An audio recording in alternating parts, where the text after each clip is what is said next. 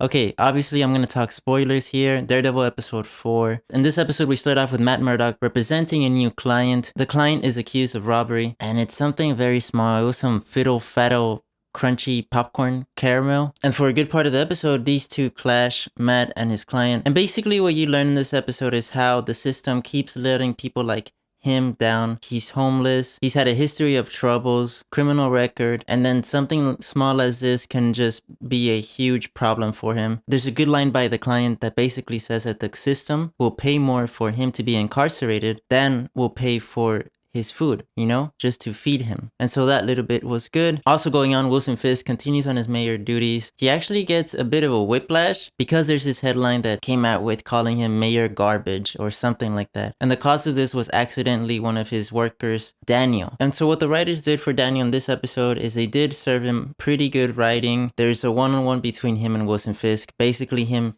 being a man about it, he stood up and he's like, hey, that was my fault. He said, I'll leave. You don't have to fire me. I'll just quit. But I'm going to support you, man. I believe in you, Mr. Fisk. And Wilson Fisk was like about to I don't know, maybe he was going to kill him. I don't know. Now, basically, Wilson Fisk finds some kindness in his heart and I guess a bit of mercy there because of Daniel's confidence and his willingness to step up, right? And this also is because he's feeling a bit betrayed by Vanessa, who has had this affair ever since Wilson Fisk has been gone. And in the therapy session between them two, where they were teasing at what's up with Adam, which is the person she's having the affair with. And so you're wondering where this guy is, but you also have seen throughout the episodes Wisp with these bloody knuckles. So you're wondering, does that have anything to do with it? With Adam? I wouldn't be surprised. Anyways, the best part of the episode and the strongest part is when Jon Bernthal, who's just becoming one of my favorite actors, man. He really is. He does this thing where he's just able to embody a character and he's so committed to it. And I was reading up on this, and the initial portrayal of the character in Daredevil Born Again, he didn't like it. So he stepped down and then they fixed it. And so he came back and he's like, yeah, like that's Punisher, that's Frank Castle, let's do that. And so in this first episode, I assume we'll see more of him. We see a glimpse of him, right?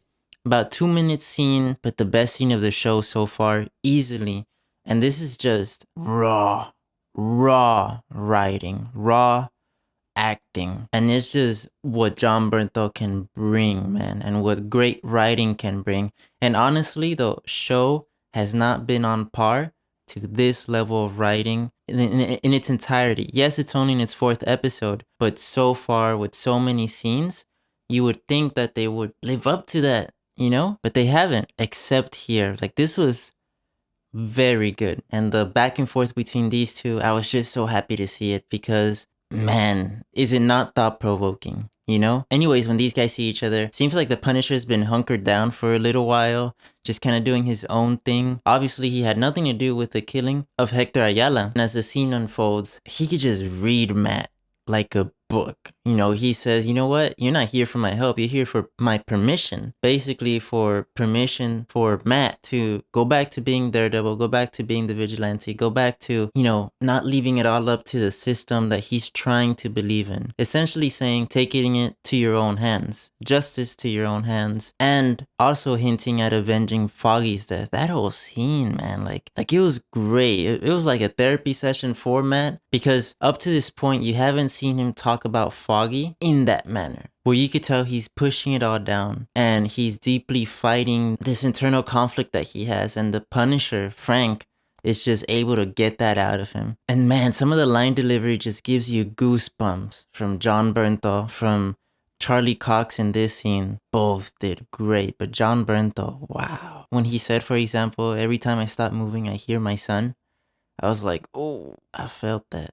That was good. Nah, man, that scene was just near perfect. Hard to replicate that sort of stuff, but also that writing and the level of emotion from both actors. Daredevil's over here crying and the Punisher's just, being honest as always, being that friend that'll call you out on your BS. And, to Frank, it is BS. Like, why are you just standing aside, not avenging your best friend's death? That was really good. And of course, we end the episode with a hint at an upcoming villain who from what I hear is someone called Muse. I don't know anything about him. I don't want to look it up because I don't want any spoilers, but he seems creepy as heck. Anyways, overall, this episode felt good and borderline decent for me. I know I went off on the Punisher scene and a few line deliveries here and there from the other actors, but a few line deliveries and one or two good scenes don't make an episode great or good, just like one or two few tracks don't make an album great or good.